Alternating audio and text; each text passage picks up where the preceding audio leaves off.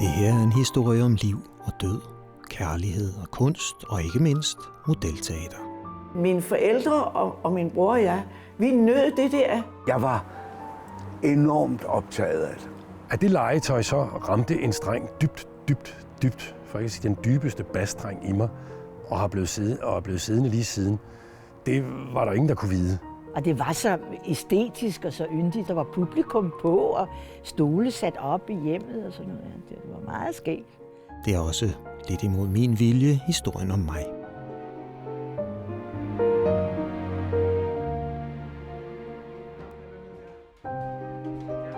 For det modelteater, der havnede i vores stue i 2014, trækker trådet langt tilbage i min familie. Mit barndomshjem var vildt og sjovt og trygt. Det meste af tiden i hvert fald. Vi syede tøj, tegnede, kastede med knive, sprang ned fra tage og satte ild til os selv. Og det er fortsat længe efter jeg blev voksen. Min far Ib var et vigtigt fyrtårn i familien, og jeg har lært en masse af ham. Men det var først og fremmest min mor Nulle, der sørgede for, at vores barndomshjem blev sådan et vildt og kreativt sted. Hendes egen mor Edith var også temmelig vild. Hun var operasanger, pianist, red jagter med kongen, dyrkede yoga og stod på ski efter heste. Det var ikke så normalt i 1920'erne. Hos Edith var der altid skæg og ballade, og det var hende, der blev omdrejningspunktet for vores musikfester, hvor alle i familien spillede og sang og lavede teater for hinanden. Men det er nu med min oldefar, Albert Øjgaard, altså min mors farfar, at denne her historie begynder. Ja, for det første var han jo meget vidende og en meget kultiveret mand. Han var interesseret i alting, og han så næsten alt, hvad de lavede på teateret. Og han var jo vild med os, altså det var han jo. De fik jo kun et barn, som var min far, og som slet ikke var interesseret i noget som helst af det, han var interesseret i. Så det var jo sjovt, da han fik af Adam og mig, så var han jo helt henrygt. Og det betød utrolig meget. Det var det vigtigste for ham, tror jeg. Han var en meget vigtig ting i vores liv, fordi han var så anderledes end de andre. Han kom jo ikke fra nogen rig familie. Han havde sandelig arbejdet sig op selv. Oldefar Albert lærte min mor og hendes lillebror om kunst, kultur og historie. Og da der flyttede et par jævnaldrende børn ind længere op ad vejen, var der pludselig nogen at dele det hele med. Vores forældre kendte hinanden, og dengang var det meget naturligt, at så legede børnene sammen.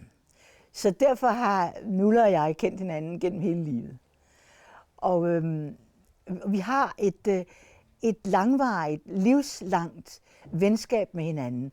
Jeg var jo sådan den fattige kunstnerpige, som de rige børn bøjede sig for at lege med. Jeg ved ikke, hvor sjovt de synes, det var at lege med mig, men jeg var ret betaget af dem jo. Far var jo kammersanger på Det Kongelige Teater, operasanger, og han skaffede sig nogle parykker og nogle kostymer til os. Og så sang vi. Min bror, som desværre er død nu, han havde en glimrende stemme. Men han var jo 3,5 år yngre end Nulle og mig. Og da han altid sang Elskeren, så synes Nulle, at det var sådan lidt irriterende, at det var sådan en lille dreng, der sang elskerrollen. Vi var jo henvist til at spille med de små, dumme drenge. Og det var jo ikke så sjovt. Men så en gang imellem, så gik Gitafs far ind og tog en af rollerne. Og han var en rigtig sød og dejlig mand. Vi optrådte med vores teater i døråbningen nytårsaften på Øster Allé. Og det gjorde vi år efter år. Og det var simpelthen så sjovt. Ja, med engagerede forældre og bedsteforældre når man langt. Og ved siden af det almindelige teaterarbejde byggede min oldefar også et modelteater til Nulle og Adam. Inden han anede noget om det kunne interessere os, så sad han altså hver aften, når han kom hjem fra sin klinik, han var læge, og så sad han og fiksede et kæmpe teater sammen med lys, der kunne gøre alt muligt. Han synes, det var så sjovt. Da jeg var 9 år, fandt jeg teateret i min morfars kælder, og fra da var jeg solgt. Jeg samlede 4 klassekammerater, og sammen spillede vi Skatteøen, Fyrtøjet, Jorden rundt i 80 dage, Elverhøj og også Aladdin, som vi dog aldrig blev færdige med. I 2011 blev teateret ødelagt i en stor vandskade, der også ødelagde en masse af min fars tegninger. Et halvt år efter var Ib død, og pludselig var der meget tomt alle vegne. Men oppe på loftet i hans atelier stod et andet teater. Det havde jeg glemt alt om, men i 2014 skulle loftet renoveres, og min mor bad mig fjerne det. Teateret havde tilhørt den store grønlandsfarer Peter Freuchen, eller rettere hans bror, som kendte min mormor.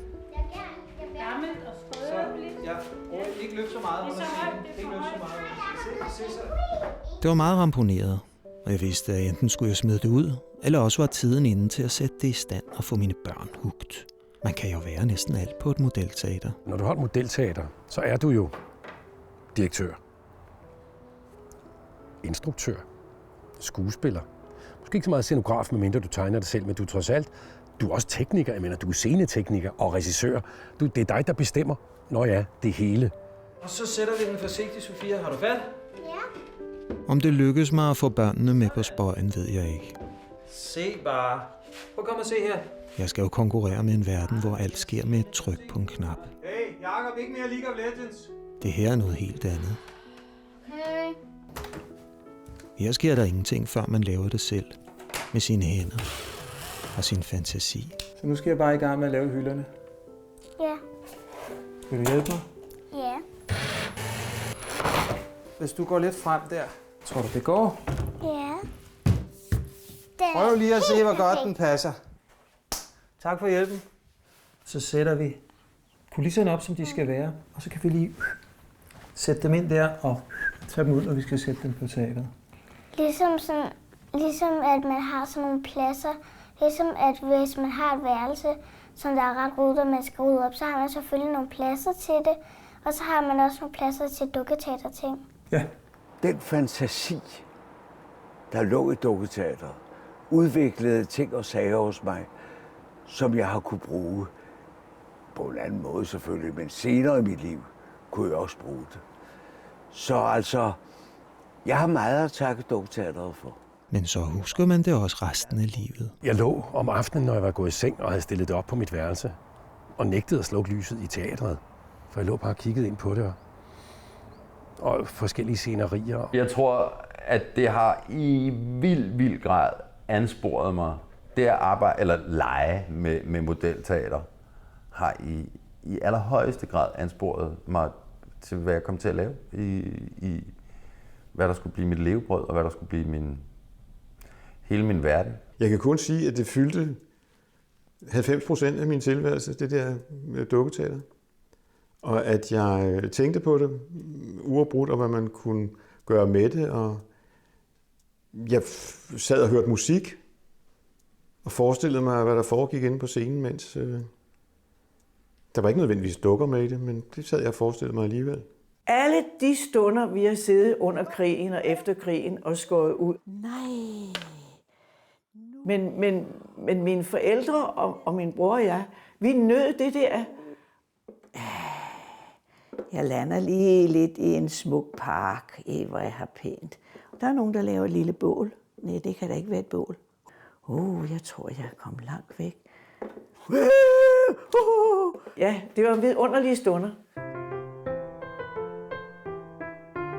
Men lad os lige kigge lidt på historien og inspirationen til modelteateret.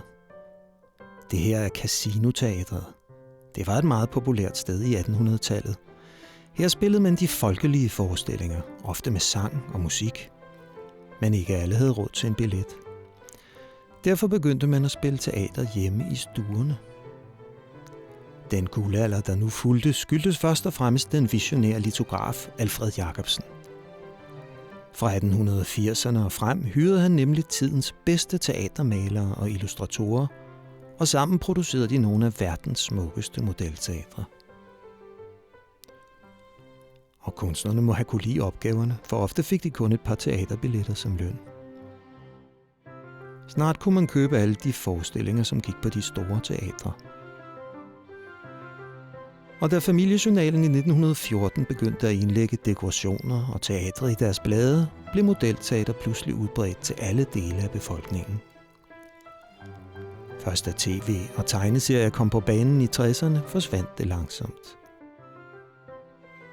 Men det eksisterer der heldigvis stadigvæk. Mange kendte kunstnere rundt om i verden er begyndt med modelteater.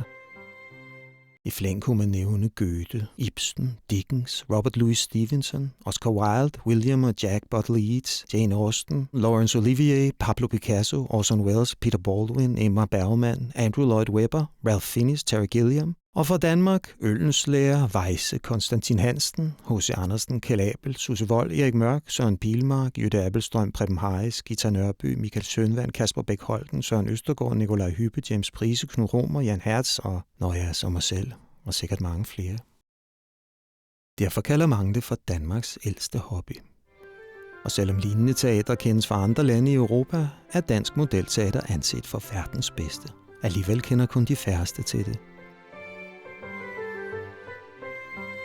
Selv har jeg ikke haft kontakt med nogen fra den verden i næsten 38 år, og jeg vil nødt have alt for mange fiaskoer, nu hvor børnene er med.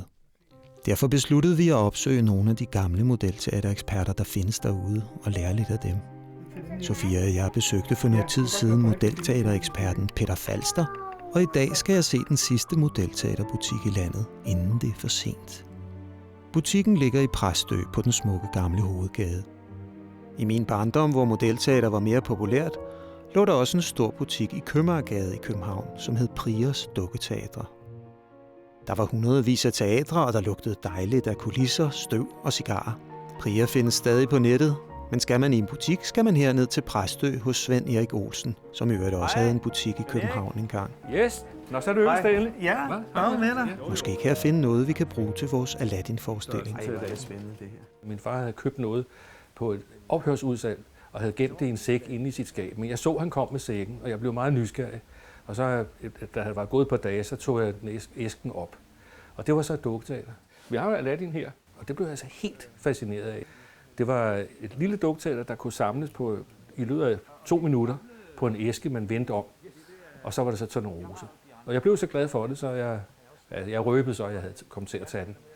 Og det var så okay. Og så spillede jeg faktisk første gang, da jeg gik i 1. klasse. Og her er noget mere. Det kunne også være fyrtøjet noget af det. Og der er lidt Aladdin, hva'? Ja. Det er jo, men det er så i den lille størrelse. Der var en af mine klassekammerater, han havde fødselsdag. Og så var jeg inviteret med, så sagde jeg kunne da godt spille dukketeater. Så spillede jeg for, jeg tror vi var 17 drenge eller sådan noget. Der spillede jeg Tornerose. Men det var sådan meget primitivt med nogle små træklodser og så papfiguren, der stod i dem. Ikke? Det var meget sjovt. Hvad går du efter? Det Ja, den tror jeg skal kigge igennem fra den ene ende til den anden. Ja. Jeg spillede dukketeater helt traditionelt med de klassiske figurfører, og har prøvet vel nok det meste af repertoiret gennem årene. Aladdin og Tordenskjold i Dynenkilden, Elverhøj, Gyngehøvdingen, altså you name it. Der har vi den sidste mohikaner. Ja. Oveni. Ja, han blandede, nogle gange, Alfred Jørgensen, så blandede han nogle ting sammen, sætstykker til forskellige forestillinger. Det har sådan givet anledning til lidt forvirring. Ikke? Hvis der var lige var en plads, så kom der lige nogle indianere. Ja. Og der er det samme her igen, ikke? Der er uret fra jorden rundt i 80 dage, sammen med boderne fra Aladdin. Ja. Så var der en gang, jeg sagde, nu kunne jeg så godt tænke mig at skrive et stykke. Jeg lavede et stykke, hvor vi får folk til at græde. Så fik jeg fat i en engelsk forfatters tegneserie, der hedder Når vinden blæser. En, der hedder Raymond Briggs. Og den handler om et ældre ægtepar, der oplever en atomkrig. Og vi spillede det så nede i Tyskland. Og der oplevede vi, når stykket var færdigt, og folk kom hen, så stod de med tårer i øjnene. Og en han kom hen, og så sagde han, jeg kan slet ikke sige noget, fordi... Altså, og tårerne løb ned af øjnene på ham. Så der var jeg helt ked af, at det var så lykkedes, kan man sige. Ikke? Og det har jeg så gjort den ene gang. Ikke? Det er meget pænt. Der er sat fliseline bagpå. Ja. Men det er sådan, det er sket med dukketeater, og papirteateret, som vi vælger at kalde det i dag. Det er blevet en udtryksform for sig selv, hvor det tidligere var en model af det rigtige teater. Der er begrebet modelteater. Der er det nu blevet en selvstændig kunstform, hvor man faktisk laver noget, eller nogen laver noget, som er så sublimt simpelthen, at det er en kunstart i sig selv. Nogle de har jo bare en lille primitiv, næsten skotøjsæske, hvor de så, skal vi sige, næsten er hovedfiguren, ikke? Og andre, de vælger at arbejde med det helt traditionelt, som man altid har gjort. Men det er jo det, der gør det sjovt. Hvem har det tilhørt, det her? Er det en berømt det har tilhørt en dukketeaterspiller i Dansk Dukketeaterforening, Dansk Modelteatersamfund, som det hed. der hed Hugo Brun. Ham kender jeg godt. Gør du det? Ja, jeg har set en forestilling hos ham, da jeg var lille. Han havde en hel stue, hvor han havde lavet en væg og bygget det her ind i væggen. Og alle hans figurer var plastiske, dem havde han lavet selv. Ja. Og de var... Han havde ikke noget scenegulv, så de var sådan ført ned fra underføringer, de kunne bevæge sig. Det er det flotteste, jeg har set, bortset fra Hoftings Aladdin, som jo inspirerede mig til at gå videre nu. Jeg har nemlig ikke oplevet Hugo Brun. Det var meget sjovt. Han var en sjov, sådan en lille, tæt mand, meget sådan fin, meget sådan forfinet i alt, og meget, meget omhyggelig. Og det er simpelthen litografi, det her. Det vil sige, det er lavet på sten, ikke? Jo. Altså, det er meget sjovt. Lige omkring ark, som Alfred Jacobsen lavede i den periode, der går historien, at han brugte op til 16, 17, 18 farver til et ark. Det vil sige 18 forskellige sten? Ja. Altså, han kunne godt bruge den samme sten, men den blev så visket ren. Man havde stadigvæk grundtegningen, og så sad litografen og påførte nogle nye farver. Ja.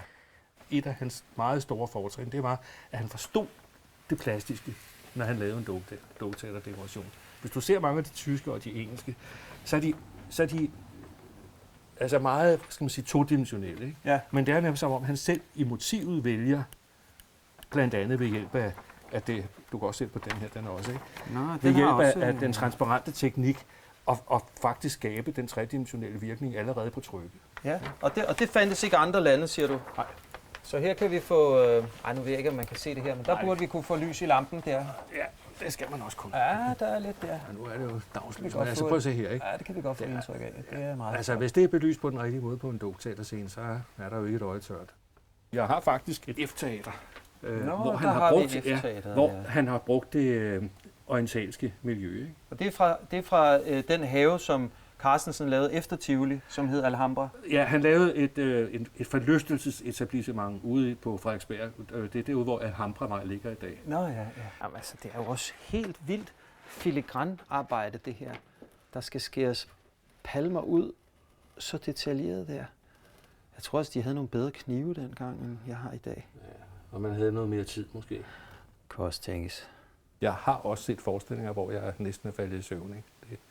Det sker jo, når man ser den samme forestilling for 20. gang. Ikke? Men der skal man så skynde sig at bemærke, at hver fugl synger med sit næb. Og jeg vil sige, den, der kommer og køber en forestilling, eller skaber noget selv, bare for at glæde enten sig selv, eller sine børn, eller børnebørn, dem skal der også være plads til.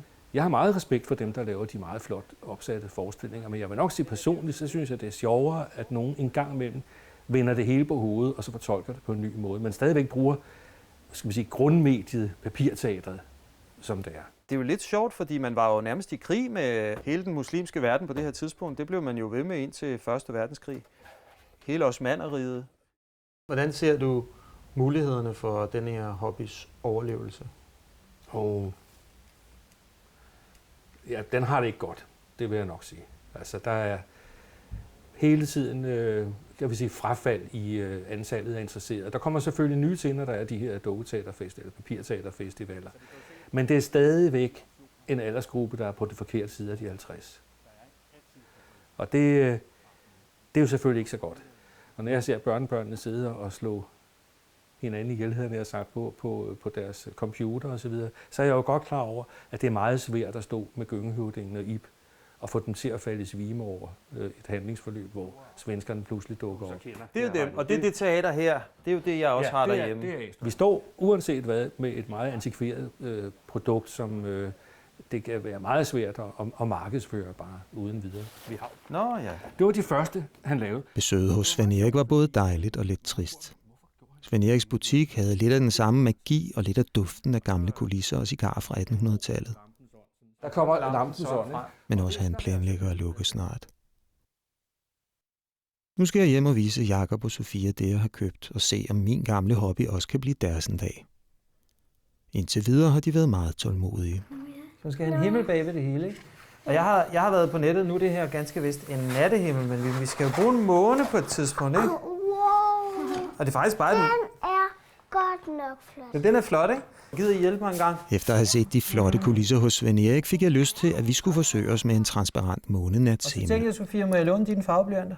Ja. Nattehimlen fandt jeg på nettet, Nu skal vi bare male den bagpå, så vi kan få måne og stjerner til at lyse. Vil du også tegne lidt?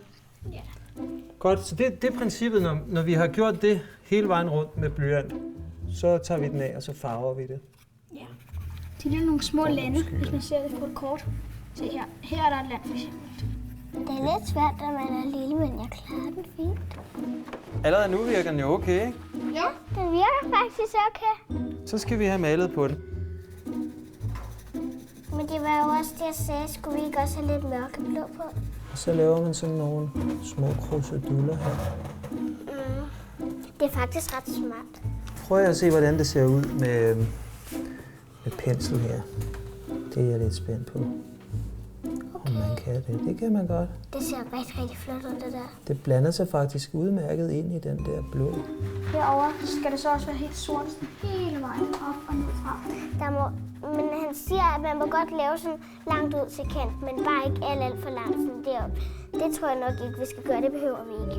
Ja, det bliver faktisk lidt pænere, men så tænkte jeg, måske skulle vi tegne lidt mere opad med det sådan lidt længere henad, så det giver mere mening. Ja. Men man kan aldrig undgå at lave fejl i dukketeater. Man kan ikke undgå at lave fejl, det er så irriterende, og man skal hele tiden lære af sine fejl. Ja, det og man gør laver man de samme fejl igen og igen også.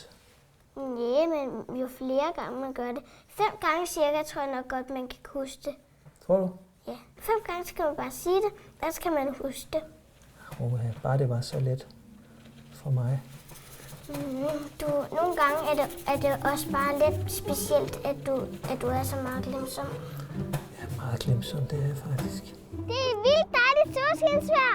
Prøv at komme ud. Skynd dig. Okay, jeg kommer.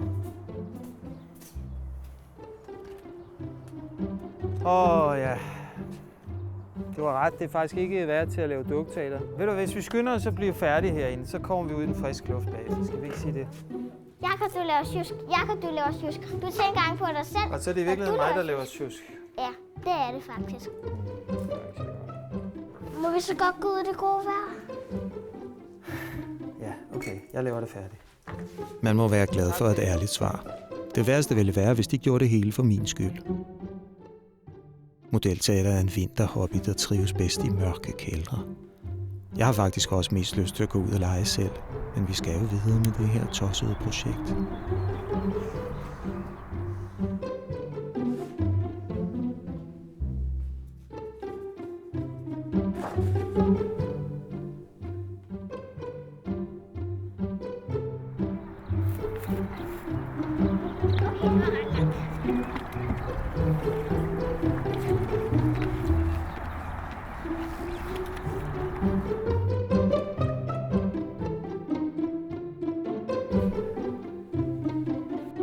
Nu har jeg fået klistret det her fliteline bagpå, og hvis jeg skal være helt ærlig, så har jeg ikke gjort det sådan helt så godt. Men det skal du jo gøre. Ja. Så var vores første transparente horisont færdig, og det lykkedes mig næsten at fastholde børnenes opmærksomhed. Det ser ret godt ud. Så mangler vi bare resten af kulisserne og den rigtige belysning. Hvor er det, Sofia, tror du? Jeg kan ikke rigtig mærke, at jeg er kommet igennem. Prøv at komme. Men det tager vi fat på i næste afsnit. Det er den nye. Det er mega flot. Ja, lidt bedre, ikke? Meget, meget bedre.